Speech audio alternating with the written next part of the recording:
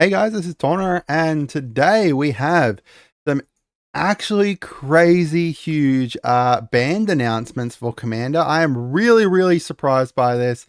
A lot of these were things that have essentially kind of dominated higher power tables for quite a while, or if you pulled them and chucked them into your casual deck, all of a sudden you're jumping up a power level and stuff. So it's really interesting to kind of see this kind of stuff.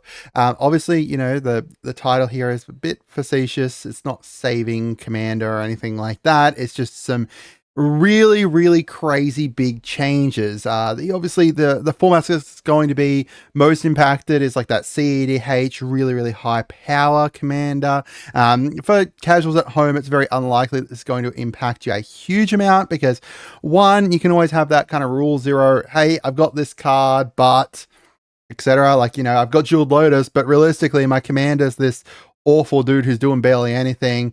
Do you mind if I play it, kind of thing? And then secondly, you've also got the fact that these were rather expensive slash hard to kind of get cards, so they're not going to have a huge impact. So the update here is Dockside got banned. So if you don't know what Dockside does, when it enters, it creates a treasure for each artifact and enchantment your opponents control. The crazy thing about this is, one, you could flicker him, so you just repeatedly get them. And two, he only costs 2 mana. So realistically, in some games on turn 2, you could be creating like 4 treasures plus. If you've got like a really kind of high power table that's kind of pumping things out. We've got Jeweled Lotus is banned. Cost 0, sacrifice it to add 3 mana of any color. Spend this only to cast your commander. We've got a Manac Crypt ban, which is cost 0 at the beginning of your upkeep. Flip a coin. If you lose the flip, deal 3 damage to yourself. And it taps to add 2 colorless. And then we've got Nadu banned. Now, I will say that some of these I'm really supportive of, and some of them I'm a little bit like, middle of the kind of packed here. Pack, I kind of, in some circumstances, I definitely agree they should be banned. In others, I'm like, it's not too bad. But then that's, I guess, what the kind of rule zero comes down to, where we can kind of talk about it prior to the game and be like, hey, look, I've got this card in my deck. This is why I think that it's okay to have it in here, even though it's banned. All right, so I'll go through each of them, and I'll talk about, why they're banned, and then I'll talk about whether I support it or not. So the first one here is Manac Crypt, coming down on turn, for no mana on turn 1. Essentially, you can play this. It's like a Soul Ring if Soul Ring didn't cost anything, essentially, and Soul Ring then, also potentially had a 50% chance to deal damage to you. This is crazy and really kind of makes it so that at the start, if you get this turn 1, all of a sudden you've got 3 mana available turn 1.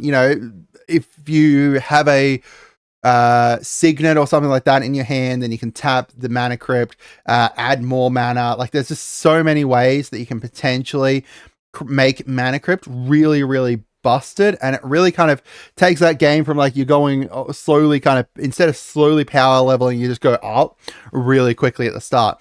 The biggest thing here is that obviously if one person at the table had a Manac Crypt and then everyone else didn't, then that's where the big kind of change will happen there, because you will just then have just so much more mana available than everyone else, whether it's, they didn't have Manac Crypt in their deck, or they just didn't draw it or whatever. Just having more mana available, it's why cards like, like I'm talking like casual, I don't really play CEDH, why, like a Soul Ring, having a Soul Ring turn 1 is just a really strong opener that's going to just increase how fast you're playing the game compared to everyone else. So I do agree with a Manac Crypt ban, especially just because also the kind of cost associated with Manac Crypt was was hampering anyone being able to kind of just slot it into a lot more decks and stuff, which is one of the reasons why I'm going to talk about Jeweled Lotus. I agree with, like, Jeweled Lotus band because of that. The Manac Crypt just having this kind of hugely expensive card. The thing is that if we go over to CTG player though, and we're gonna have a look at Manac Crypt, this is actually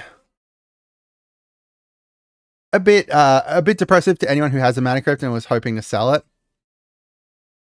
It's tanking down in price. Look, the Manac Crypt borderless from here, market price is now 92. Like the Manac Crypt, like it's going to continuously just go down now for Manac Crypt. Manac Crypt is still going to be, like, look at this. Look at this sheer huge drop off here. It's like one sold for $70. I don't know. That's pretty crazy. So yeah, I agree with the Manac Crypt ban. I think that it was incredibly strong as well as really hard to get, as well as the fact that it just snowballed games too hard. All right, next we've got Jeweled Lotus. So this is the one that I'm kind of a bit iffy on. Jeweled Lotus by itself, I do think is an incredibly strong card. Similar to why Manac Crypt is, except Jeweled Lotus is like 3 mana. As opposed to Manac Crypt was just 2, but you can get colored mana off of this. It still costs 0, but it enabled you to be able to play some really strong stuff. So if we see here, essentially, you know, what they say is, though you're restricted in what you can do with 4 or 5 mana commanders can pack a punch. So, you know, the ones that have ward, for example, means that like it's there, the ward's there to be protective of it, to make sure that it doesn't get removed and feel bad as much. But with a Jeweled Lotus, you're then able to cheat it out really quickly, which just can really kind of snowball, again, the game into your direction. The thing is that Jeweled Lotus, for those cards that do have like ward and stuff like that, is going to be incredibly painful and stuff. But if you're running like a really off-meta commander, where your commander isn't going to be like, it's just some, you know, scrub that barely does much, or, you know, is completely super off meta and barely anyone's heard of it or something, Jeweled Lotus isn't quite as bad. So Jeweled Lotus's power is just so tied into what your commander is that it's hard for them to keep it not banned. It's hard for them to keep it not banned, because if it's not banned, then it does ramp up those really expensive, insanely strong commanders. While, you know, it's this huge kind of spectrum between, on one end, you've got the commanders that are really weak, that it could work well with. But yeah, I think it's a justifiable ban. Yeah, I think that this is the one that, like, if someone showed up at the table with a Jeweled Lotus and they said, hey, look, I've got a Jeweled Lotus, but this is my commander, it's the one I'm most likely to be like, yeah, no, that's fine. Next we've got Dockside.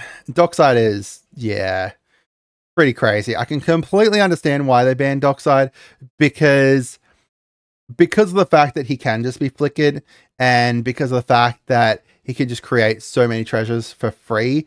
If he had, like, if it was cast, then that would be so much better, I think.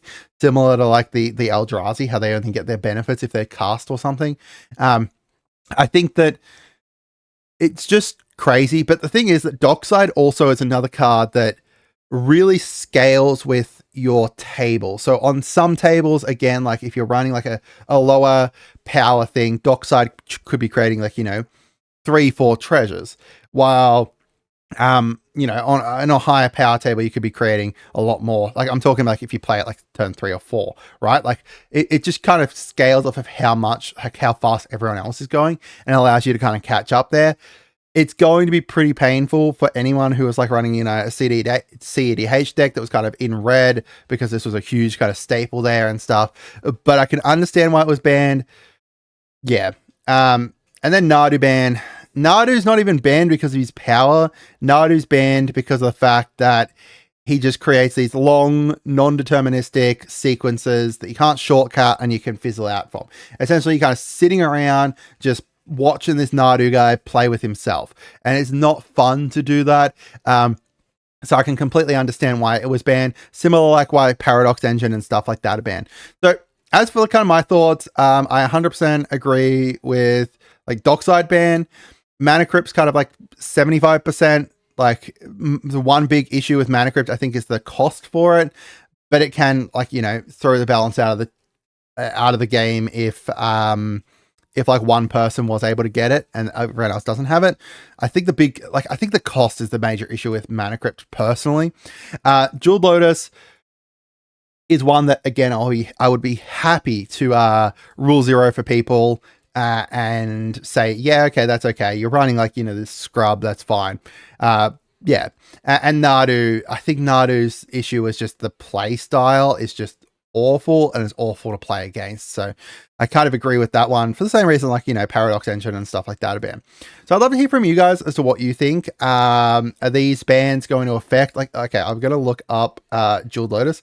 So by the way, I believe Jeweled Lotus was only actually legal within Commander. And now it's not banned. It's not legal anywhere. Yeah, like look at this. It's gonna tank down. Tank down. You know, market price is gone down to 43. People are selling them for like, you know, $12 and stuff. Obviously, you know, there is potential they backtrack on some of this, right? Like they could be like, you know, put these out and then in November they come back and be like, okay, look, we banned them, but we're going to take it back. I think that one that most likely would take back is Jeweled Lotus, but let me know. Have a great day and goodbye.